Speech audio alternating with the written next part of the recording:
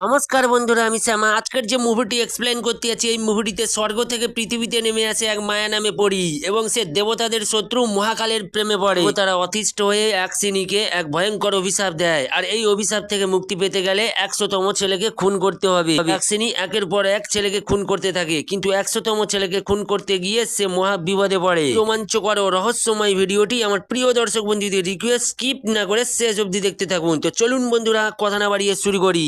শুরুতে আমরা একটি সাধুকে দেখতে পাই, যে কিনা জলের তলায় গভীর ধ্যানে মগ্ন ছিল। অন্যদিকে মুভির শুরুতে যে মায়া নামে পরীটির পরিচয় দিয়েছিলাম, সে নাচ করছিল। তখনই মায়ার কাছে একজন লোক আসে। এই লোকটি মায়ার প্রতি আকৃষ্ট হয়ে যায়। মায়ার সাথে যখনই এন্টিমেন্ট হতে যাচ্ছিল, মায়া তার আসল রূপ দেখায় এবং লোকটিকে হত্যা করে। পর দেখা যায় সেই তপস্যা করা সাধুকে। সাধুটি তার এক সঙ্গীকে বলছে, মায়া নামে ওই পরীটি আবার একটি লোককে ফাঁসিয়ে তাকে হত্যা করেছে। মায়া আবারও একটি লোককে ফাঁসিয়ে খুন করবে, তার আগে ওকে ধরতেই হবে।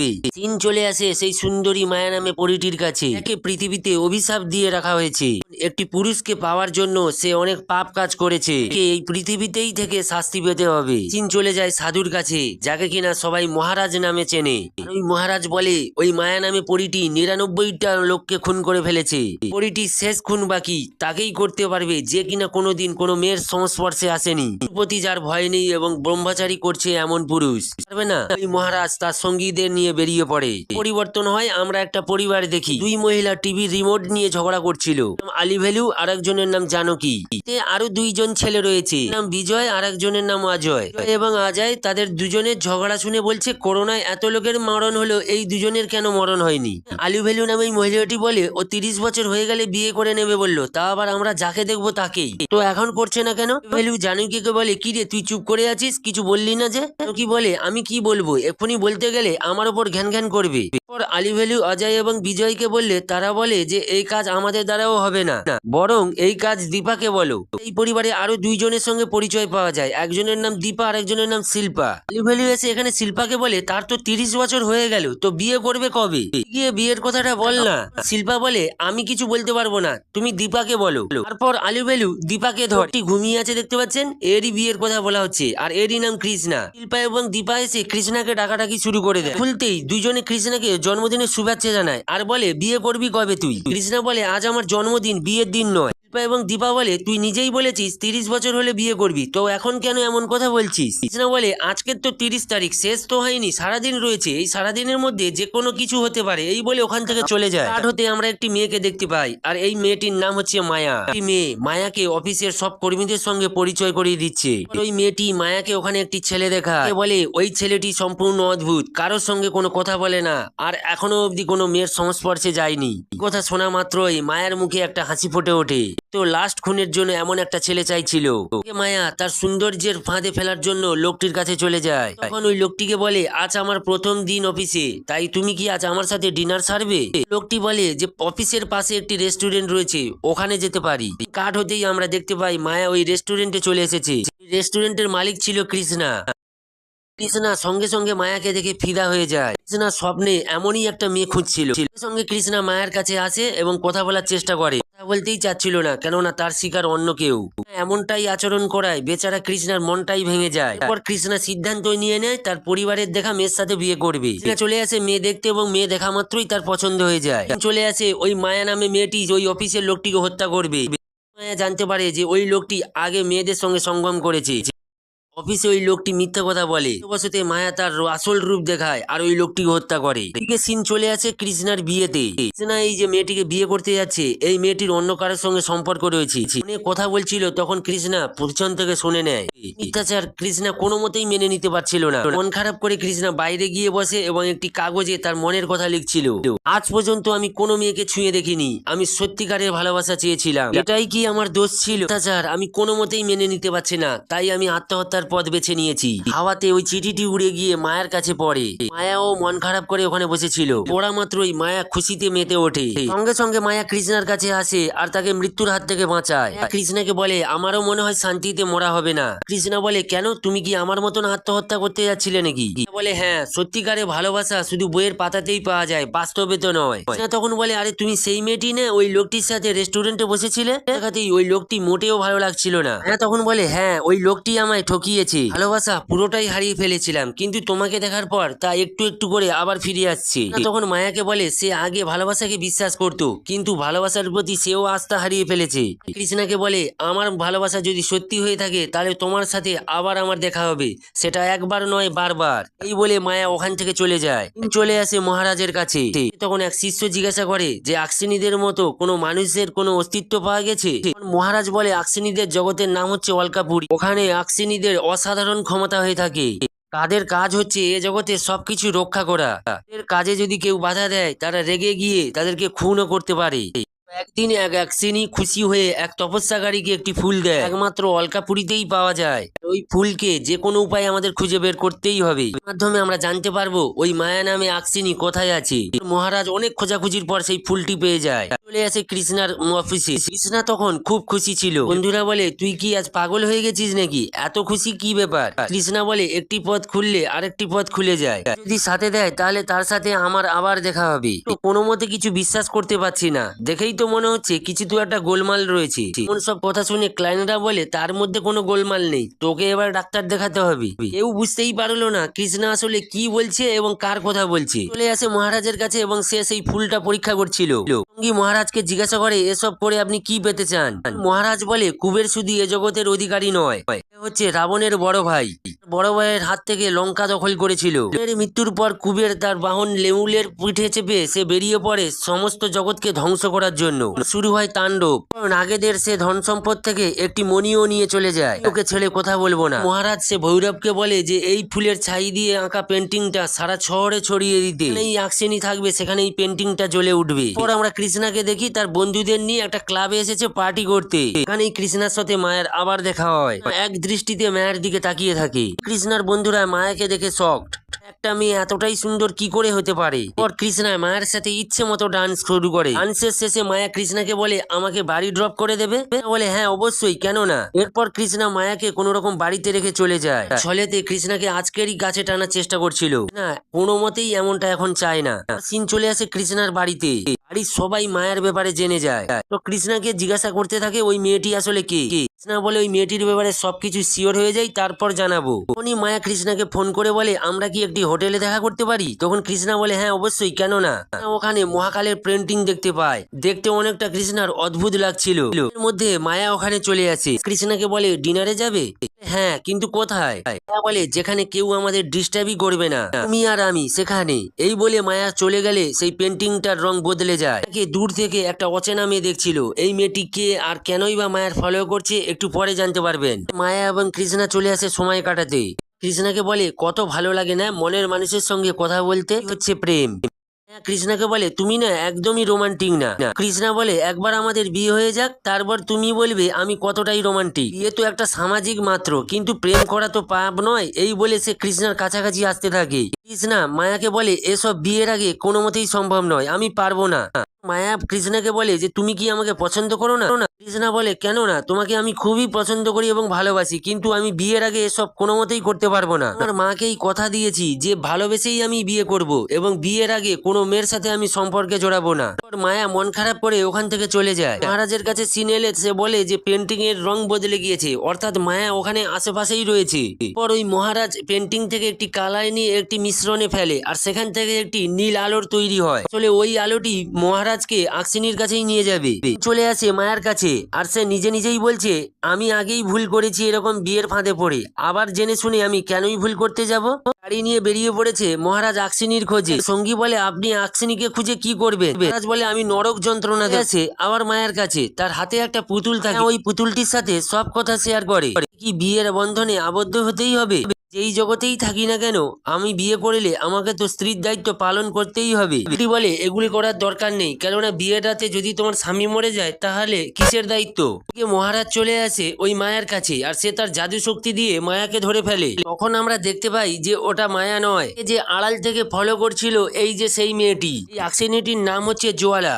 এই জোয়ালাকে মায়ের কথা জিজ্ঞাসা করে। জোয়ালা জানি না বলতে সঙ্গে সঙ্গে মহারাজ তার শক্তি দিয়ে জোয়ালার শক্তিকে নষ্ট করে দেয় আর বলে আগে খুঁজে আন, তারপর তোর শক্তি ফিরে পাবি। কৃষ্ণার কাছে এলে আমরা দেখতে পাই কৃষ্ণা মায়াকে বিয়ের জন্য বলতে যাচ্ছে আর তখনই মায়া কৃষ্ণার কাছে চলে আসে। মায়া কৃষ্ণাকে বলে আমাকে তুমি বিয়ে করবে?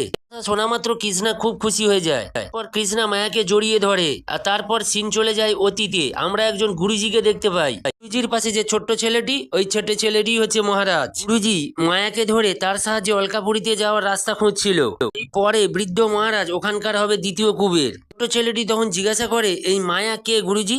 তখন জানায় যে লক্ষ লক্ষ বছর আগে মহাদেব যখন ধ্যানে ছিল, মা পার্বতী তার সঙ্গ চেয়েছিলেন। শরীর থেকে 64টি ঘামের ফোঁটা পড়ে। 64টি জন্ম নয়, ইয়াক্স এবং অ্যাক্সিনি। পার্বতীর অনুভূতি যখন আবেগ থেকে ভালোবাসায় পরিণত হয়, আর শেষ বিন্দু ঘাম থেকে তৈরি হয় মায়া অ্যাক্সিনি। এই হচ্ছে অ্যাক্সিনিদের মধ্যে শ্রেষ্ঠ। করুণা এবং ভালোবাসার মধ্যে সেতু হলো মায়া।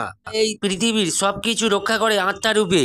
আমি তাকে যে করেই হোক জনসম্মুখে নিয়ে আসবো। বহু বছর ধরে চলে আসা নাগ এবং অ্যাক্সিনিদের দ্বন্দ্ব আমি আজ শেষ করব। যজ্ঞ শেষ হওয়ার সাথে সাথে মায়া আমার পায়ে লুটিয়ে পড়বে, আজীবনের জন্য আমার দাসী হয়ে পড়ে রইবে। আর এখানে যদি খারাপ কিছু হয়ে যায় তাহলে তুমি আমার সামনেও আসবে না, কিছু তুমি লুকিয়ে থেকে দেখবে।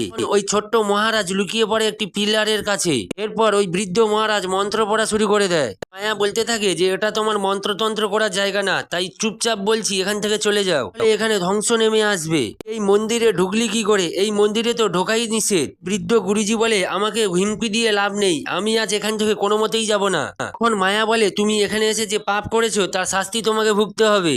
সামনে এসে ওই গুরুজির মাথা ঘুরিয়ে দেয় আর ওখানেই মেরে ফেলে। এই ঘটনাটি আড়াল থেকে ওই ছোট্ট মহারাজ দেখে নেয়। নিজের চোখে ওই মায়াকে দেখে ফেলে এই ছোট্ট মহারাজ। আর সেদিন থেকে মনের ভেতরে জেগে উঠে মায়াকে ধরার এক আবেগপ্লুত ইচ্ছে চলে আসে বর্তমানে। আর কৃষ্ণা এদিকে মায়াকে নিয়ে এসেছে তার পরিবারের সাথে পরিচয় করানোর জন্য। পরিবারের সবাই কৃষ্ণাকে বলে, আমাদের মেয়ে পছন্দ হয়নি। কৃষ্ণা রেগে গিয়ে বলে, তোমাদের পছন্দ অপছন্দে যায় আসে না, আমার পছন্দ হয়েছে, আমি বিয়ে করতে চাই। এরপর দেখা যায় সেখানে জোয়ালা আসে মায়ার আত্মীয়র পরিচয় নিয়ে। শেষমেশ বিয়ে ঠিক হয় কৃষ্ণার সাথে। জোয়ালাকে ধন্যবাদ জানায় আর বলে, তুমি সঠিক সময় এসেছিলে। তখন জোয়ালা বলে, ধন্যবাদ দেওয়ার কি আছে? এই পৃথিবীতে যদি আমরা একে অপরের সাহায্যে না আসি তাহলে কি আছে? জোয়ালাকে জিজ্ঞাসা করে, তোমার নাগপুরীতে যাওয়ার ইচ্ছে করে না? জোয়ালা জানায়, ইচ্ছের চেয়ে বড় ব্যাপার হলো ভাগ্য। পুরুষ পাওয়া মুখের কথা নয়। মায়াকে জানিয়ে দেয় এই মহারাজ এই শহরের মধ্যেই আছে, তাই যে কোনো কাজ তুমি ভেবে চিন্তেই করবে।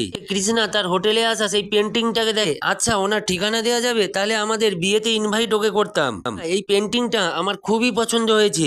এরপর কৃষ্ণা ওখান থেকে ঠিকানা নিয়ে চলে আসে মহারাজের বাড়িতে। ঘরে এসেই দেখে সে অনেকগুলোই ছবি। একটা ছবি দেখতে পায় যা ছিল মায়ের সঙ্গে একেবারেই মিল।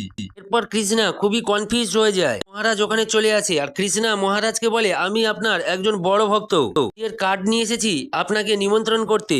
মহারাজ কৃষ্ণাকে জানায়, আমি নাও যেতে পারি, কিন্তু আমার অন্তরাত্মা দিয়ে তোমাকে আশীর্বাদ জানিয়ে দেব। মহারাজ ওখান থেকে চলে যায়, কিন্তু কৃষ্ণা তো ওই মায়ের ছবির ব্যাপারে কিছুই জিজ্ঞাসা করলো না। ছবির ব্যাপারে জিজ্ঞাসা করার জন্য সে ওপরে উঠে আসে আর কিছু একটা দেখে সে বাড়িতে চলে আসে। আসতেই মায়া কৃষ্ণাকে জিজ্ঞাসা করে, কি হয়েছে তোমার? বলে, আমি একটি জায়গায় গিয়েছিলাম আমার বিয়ের নিমন্ত্রণ জানাতে। দেখলাম উপরে যেতেই সেখানে কিছু অদ্ভুত ধরনের তন্ত্রমন্ত্র করছিল। কথা শুনে মায়ের তো কিছুটা সন্দেহ হয়। মায়া কৃষ্ণাকে জিজ্ঞাসা করে, তুমি কাকে ইনভাইট করতে গিয়েছিলে? তখন কৃষ্ণা বলে, ডাক নামে মহারাজ, কিন্তু আসল নাম হচ্ছে মহাকাল। কৃষ্ণা মায়াকে বলে, তুমি এত চিন্তায় পড়ে গেছো কেন? তুমি কি ওকে চেনো? তখন মায়া বলে, আমি ওকে চিনি না, কিন্তু ওইসব লোককে শুভ কাজে ডাকতে নেই। মহাকাল বলতে থাকে যে আজ থেকে শুরু করে সামনে অমাবস্যা অবধি আমাকে তপস্যা করে যে কোনো উপায়ে ওর কাছে পৌঁছাতেই হবে। আমি বাধ্য করবো মায়াকে আমার সাথে পুজোতে বসতে। মায়া জুয়ালাকে বলছে যে আমার সঙ্গে হয়তো কৃষ্ণার বিয়েটাই হবে না। কৃষ্ণার সাথে বিয়ে হওয়ার আগে মহাকাল আমাকে খুঁজে বের করবে। জোয়ালা বলে, তাহলে তুমি কি ভাবছো বিয়েটা পিছিয়ে দেবে? মায়া বলে যে এখন আর সম্ভব নয়, কেননা আসন্ন অমাবস্যার চেয়ে শুভ দিন আমি আর কখনো পাবো না। জোয়ালা বলে, তুমি চিন্তা করো না, যদিও সে তোমাকে খুঁজে বের করে তাহলে আমি আর তুমি মিলে তাকে সফল কখনোই হতে দেব না। তাকে জানাই যে কৃষ্ণা আমায় বলেছে সে ভয়ানক মন্ত্রতন্ত্র শুরু করে দিয়েছে গুপ্ত মন্দিরে একমাত্র পথ পাওয়ার জন্য। পরে সে অলকাপুরীতে প্রবেশ করতে পারে।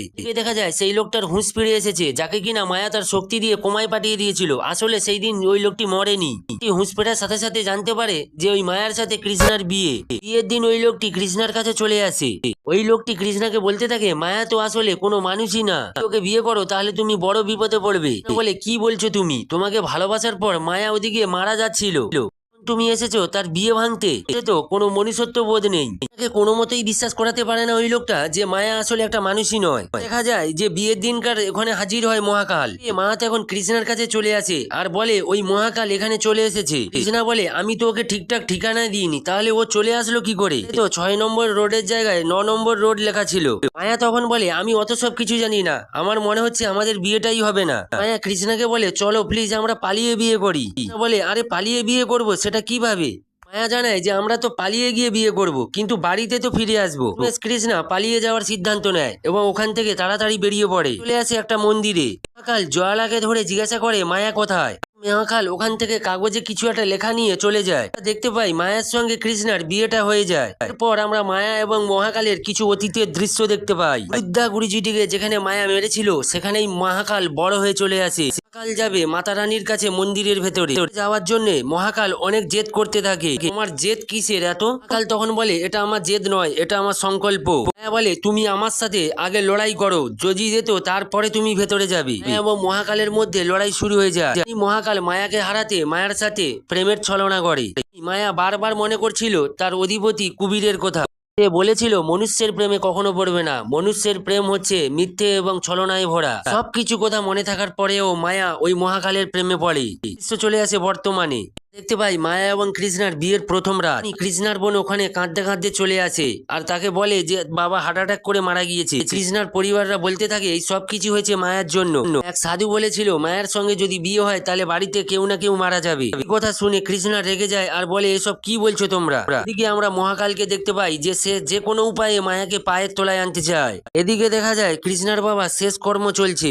সব কাজ করার পর মায়াকে কৃষ্ণা ডাকে আর বলে আই এম সরি মায়া, আমি জানতাম না এমনটা হয়ে যাবে। যখন তারা ইন্টিমেট হতে যাবে তখনই আবার জানকী ওখানে চলে আসে। তুই যা আমাদের জন্য ডাবের জল নিয়ে আয়। নতুন বউ আমার কোমরে একটু মালিশ করে দাও তো। শুনে মায়ার রাগ উঠে যায়। কোমরে আঁচড় দিয়ে সে রক্ত বের করে ফেলে। মায়ের কাছে আসে আর বলে এসব কি করেছো? মায়া বলে আমি কি করব, আমার কিচ্ছু ভাল লাগছে না, কিছু শেষ মুহূর্তে এসে নষ্ট হয়ে যাচ্ছে। পরিস্থিতিতে আমি কৃষ্ণাকে জোরও করতে পারছি না। জোয়ালা বলে তুমি কি তাহলে 11 দিন আরো অপেক্ষা করবে? মায়া বলে এখন এটা সম্ভব নয়, কেননা মহাকাল যে কোনো উপায়ে আমাকে খুঁজে বের করবে, আমাকে এই কাজ করতে হবে। জানায় যে মহাকাল আর কখনোই ফিরে আসবে না, কেননা আমাদের অ্যাকশনই তাদেরকে বন্দি করে নিয়েছে। হয়তো এখন তার জীবন বাঁচানোর জন্য ছটফট করছে। মায়া কৃষ্ণার জন্য একটা নোট পাঠায় বাচ্চার হাত দিয়ে, যাতে সে বাইরে মায়ার সাথে দেখা করে। দেখা যায় মহাকাল খুব মুশকিলের মধ্যে রয়েছে। কাল আকশিনীদের মায়ায় ফেসে গিয়েছে। কাল ভৈরবকে বলে দিয়েছিল সে যদি সময়ে না ফিরে আসে তাহলে এই বইয়ের দেখায় সে যেন অনুসরণ করে। রাতের বেলা কৃষ্ণা মায়ার সাথে দেখা করতে এসেছে। যখন ওখানে ইন্টিমেট হতে যাচ্ছিল তখন কৃষ্ণার পরিবারের সবাই এসে হাজির হয়। ওখানে বিজয় জানায় যে বাবা মারা গেছে মাত্র 3 দিন হয়েছে আর তারা এত ব্যস্ত এইসব নিয়ে দিন সে যেন তার স্ত্রীর থেকে দূরে থাকে। এমন কথা শুনে মায়া রেগে যায় আর ওখান থেকে উঠে পড়ে। পিছু কৃষ্ণাও চলে যায়। এটা দেখে পরিবারের সবাই বলে এখন তো পিছু পিছু ঘুরছে, জানি না পরে কি করবে। মিলে প্ল্যানিং করে এদের দূরে রাখার জন্য কিছু একটা করতে হবে। দেখা যায় মায়া স্বপ্ন দেখে মহাকাল তাকে দেখে হাসছিল। তার গুরুজি বলে মনুষ্যকে ভালোবাসার জন্য তুমি তোমার দায়িত্বকে অবহেলা করেছো, তুমি পৃথিবীতে থাকবে। মায়া ভয়েতে ঘুম থেকে জেগে উঠে। মায়াকে কৃষ্ণার পরিবার একের পর এক কাজ দিয়ে বিজি রাখতে থাকে। তাদের পড়াশোনা তাকে দিয়েই করায়। কাজকর্ম করতে করতে মায়া খুবই বিরক্ত হয়ে ওঠে। সবকিছু সহ্য করে নেয় নিজের অভিশাপ কাটানোর জন্য।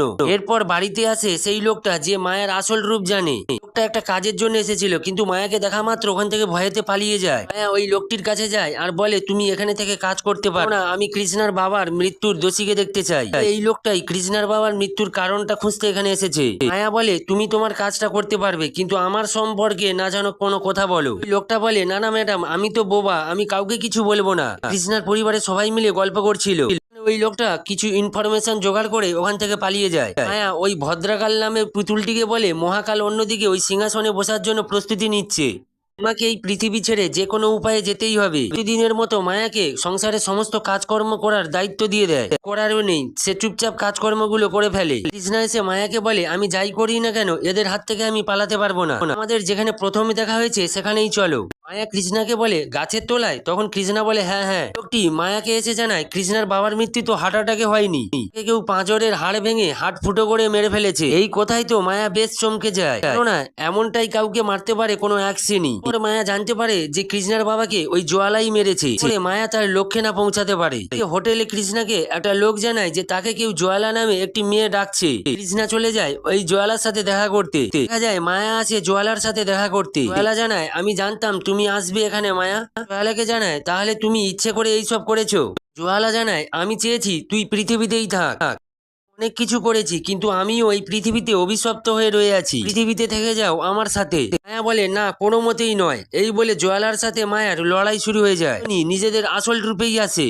বলে তুমি কৃষ্ণাকে ছেড়ে দাও আর আমার সাথে পৃথিবীতে থেকে যাও। তখনই ওখানে কৃষ্ণা চলে আসে আর দুইজনের আসল রূপ দেখে নেয়।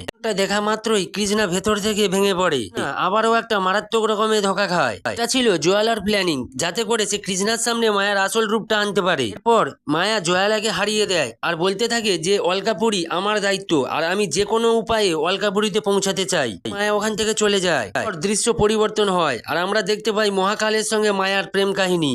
মহাকালকে মন থেকে অনেকটাই ভালোবাসে। মায়া বলতে থাকে যে তুমি আমাকে ভালোবেসে একটা সুন্দর জীবন উপহার দিয়েছো, তো ভালোবাসা ছাড়া আর কিছুই দিতে পারবো না। মহাকাল মায়াকে বলে যদি আমি তোমার থেকে কিছু চেয়ে বসি তাহলে তুমি কি দেবে? তখন মায়া বলে তুমি আমার জীবন চেয়ে দেখো না, আমি তাও দিতে রাজি। বলে আমি তোমার জীবন নিয়ে কি করব? তুমি গুপ্ত মন্দিরের পথটা আমায় বলো। মায়া তখন বলে আমার বলার চেয়ে তো আমার মরে যাওয়াটাই ভালো। তখন মায়াকে বলে কি ব্যাপার, আমি এই ছোট্ট জিনিসটাই চাইলাম আর তুমি বলতে পারলে না? প্রতি বিশ্বাস শেষ। হ্যাঁ বলে এই নিয়ে কথা বললে আমার সততার প্রতি কথা উঠবে, এটা কোনো মতেই পারবো না। মহাকাল মায়াকে একটি রিং দিয়ে যায় আর বলে এই রিংটি হাতে থাকলে নাগেরা কিছু করতে পারবে না। তখন বিশ্বাস করে মায়া ভেতরে আসে। মায়াকে নাচ করতে বলে মহাকাল। হঠাৎ করে মহাকাল মায়ার হাত থেকে রিংটি খুলে নেয় আর মায়া তখন প্রথম ধোকাটা খায়। বলে আমি তো গুপ্ত মন্দিরের রাস্তাটা এমনিতেই বের করে নেব, তুমি নাচ না করতে থাকো তাহলে নাগেরা তোমাকে কামড়ে দেবে। তো হয়ে মায়া নাচতে শুরু করে দেয়। নাচতে মায়া এক সময় সেই আংটিটির কাছে চলে আসে। এই দৃশ্যটি পরিবর্তন হয়। সিন কৃষ্ণার কাছে এলে আমরা দেখতে পাই কৃষ্ণা খুব ভয় পেয়ে আছে। হোটেলের বন্ধুদের মায়াকে নিয়ে সব সত্যি কথা খুলে বলছে। বন্ধুরা তো কোনো মতেই বিশ্বাস করতে পারছিল না, উল্টে কৃষ্ণাকে দোষারোপ করতে থাকে আর বলে তুই তো মায়াকে ভালোবেসেই বিয়ে করেছিস, তাহলে সমস্যা কোথায়? একটু পরেই মায়া ওখানে চলে আসে আর দেখে কৃষ্ণার শরীর অনেক গরম। ভয়েতে কৃষ্ণার জ্বর চলে এসেছে।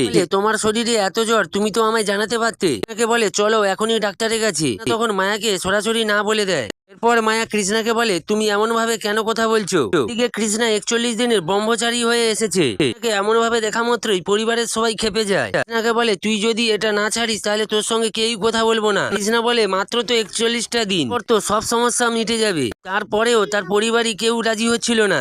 এটা করেছে কৃষ্ণা যাতে মায়ের থেকে দূরে থাকতে পারে। এর চাপের কারণে কৃষ্ণার এমন প্ল্যানিং ফেল হয়ে যায়। কৃষ্ণা সেই লোকটির সঙ্গে দেখা করে যে কিনা মায়ের ব্যাপারে সবকিছু জানে। মায়ের থেকে বাঁচার জন্য লোকটি কৃষ্ণাকে একটি আইডিয়া দেয়, একটি মেয়ের সাথে ঘনিষ্ঠ হয় তাহলে মায়া কৃষ্ণার কিছুই করতে পারবে না। মায়া এমন একটি ছেলে চায় যে কোনোদিন কোনো মেয়ের সঙ্গে সঙ্গম করেনি। কথা শুনে কৃষ্ণা তো কোনো মতেই রাজি হচ্ছিল না। কৃষ্ণা রাজি হয়ে যায়। কৃষ্ণা চলে যায় সেই মেয়েটির কাছে, কিন্তু সেখানে তার মাকে দেয়া প্রমিসের কথা মনে পড়ে যায়। তখনই মায়া ওখানে পৌঁছে যায় আর মায়াকে দেখা মাত্র কৃষ্ণা ভয়েতে পালিয়ে যায়। মায়া কৃষ্ণার পরিবারের সবাইকে তার আসল রূপ দেখায়। কৃষ্ণাকে বলে যদি সে তার কাছে ধরা না দেয় তাহলে পরিবারের সবাইকে সে মেরে ফেলবে। জয়ালাকে দেখা যায় সে মহাকালের সঙ্গে কথা বলছে, ওই অ্যাক্সিনিদের হাত থেকে বেরিয়ে এসেছে। জয়ালা মহাকালকে বলে আমি সাহায্য করব মায়াকে খুঁজে বের করতে, তুমি মায়াকে সারা জীবন এই পৃথিবীতে আটকে রাখবে। জয়ালা মায়ার ঠিকানা বলে দেয়। অন্যদিকে মায়া সেই ভদ্র পুতুলটির সঙ্গে কথা বলছে। বলছে যে আমি কোন মুখে কৃষ্ণার মুখের দিকে তাকিয়ে কথা বলবো। তো আমাকে সত্যি সত্যি ভালোবাসে, অনেক ভালোবাসে। আমি প্রথম ভালোবাসায় ঠকেছি, কিন্তু কৃষ্ণাকে দেখে মনে হয় না সে আমাকে ঠকাবে। আমাকে সত্যি সত্যি মন থেকে ভালোবাসে। কৃষ্ণা মায়ের কাছে চলে আসে। উনি মহাকাল ওখানে চলে আসে আর মায়াকে উঠিয়ে নিয়ে যায়। আটকাতে চেষ্টা করেছিল কিন্তু পরিবারের চাপে সে পারেনি। আমরা অতীতের কিছু দৃশ্য দেখি। মায়া যখন তার জগতে ফিরে যাচ্ছিল তখন তার প্রভু মায়াকে বলে দরজা চিরদিনের জন্য তোমার বন্ধ হয়ে গিয়েছে, মানব রূপেই পৃথিবীতে থাকো। মায়া বলে আমি আমার ভুলের জন্য ক্ষমা স্বীকার চাইছি, ভুল কখনো আর হবে না। ওই মহাকালের প্রেমে পড়ার কারণে তাকে কোনো মতেই ক্ষমা করেনি তার প্রভু। মায়াকে এরপর 100টা পুরুষকে হত্যা করার কথা বলে। শেষ 100তম পুরুষকে যখন সে হত্যা করবে সেই পুরুষটি যেন দিন কোনো মেয়ের সঙ্গে সঙ্গম করেনি। কিনা সে বর্তমানে কৃষ্ণা মায়াকে খুব মিস করতে থাকে। তারপর সে বাড়িতে এসে ভাদ্র ভাদ্রাকে দেখতে পায় আর মাথা ভাঙা ছিল। ভাঙা মাথাটি জোড়া লাগানোর সাথে সাথে তখনই ভাদ্রা জীবন্ত হয়ে উঠে মায়ার অতীতের কাহিনী সম্পর্কে সব খুলে বলতে থাকে। কিছু শোনার পর কৃষ্ণা খুবই অ্যাপসেট হয়ে যায়। কৃষ্ণাকে নিয়ে মায়ের কাছে পৌঁছে যায়। পর মহাকাল জোয়ালার সাহায্য নিয়ে গুপ্ত মন্দিরে পূজা করতে চলে আসে। তৈরি হয় একটা পথ দিয়ে ওই অলকাপুরীতেই যাওয়া যাবে। দেখা যায় ওখানে জোয়ালা এসে দাঁড়িয়ে পড়ে। ওই জোয়ালাকে ভদ্রাই বুঝিয়েছিল। ভদ্রা জোয়ালাকে বলেছিল তুমি শুধু মায়ার ক্ষতি করছো না, তুমি পুরো জাতির ক্ষতি করছো। বোঝার পর জোয়ালা ভদ্রাকে জিজ্ঞাসা করে যে ওই পথে যদি আমি প্রবেশ করি তাহলে কি হবে। ভদ্রার কথা মতো জোয়ালা ওই পথে প্রবেশ করে আর ওখানেই মারা যায়। সে নিজের প্রাণ দিয়ে মায়াকে বাঁচায়। মায়া কৃষ্ণাকে বলে আমি সব নাটক করেছি ঠিকই, আমি তোমাকে সত্যি সত্যি ভালোবেসে ফেলেছি, কোনো ক্ষতিই হবে না। তুমি যে কাজ করতে এসেছো তুমি সেটাই করো, তুমি আমাকে মেরে ফেলো। কৃষ্ণা ধীরে ধীরে ইমোশনাল হয়ে যায় আর মায়াকে বলে তোমারই কারণে ভালোবাসা কি আমি বুঝতে পেরেছি। আর মায়া তাকে জড়িয়ে ধরে কান্না করতে থাকে। চলে আসে এখান থেকে পূর্ণ চাঁদের রাতে। মায়া এবং কৃষ্ণা একসাথেই রয়েছে এবং কৃষ্ণা দুজন দুজনকে খুবই ভালোবাসে আর তারা ওখানেই ইন্টিমেট হতে যায়। আর তখনই মায়ার চোখ নীল হয়ে যায়। প্রশ্ন উঠে বন্ধুরা, মায়া কি সত্যি সত্যি কৃষ্ণাকে মেরে ফেলবে? আমার তো মনে হয় না। সত্যি সত্যি কৃষ্ণাকে মায়া ভালোবেসে ফেলেছে। আপনারা কি মনে করেন মায়া কি সত্যি সত্যি কৃষ্ণাকে মেরে ফেলবে না সত্যি সত্যি ভালোবেসে ফেলেছে? আজকের এই মুভিটি কেমন লেগেছে অবশ্যই কমেন্ট বক্সে কমেন্ট করবেন। ভালো লাগলে একটা লাইক দেবেন। পরবর্তী ভিডিও নিয়ে চলে আসবো বন্ধুরা। আজকের মতো টাটা বাই বাই, ভালো থাকবেন সুস্থ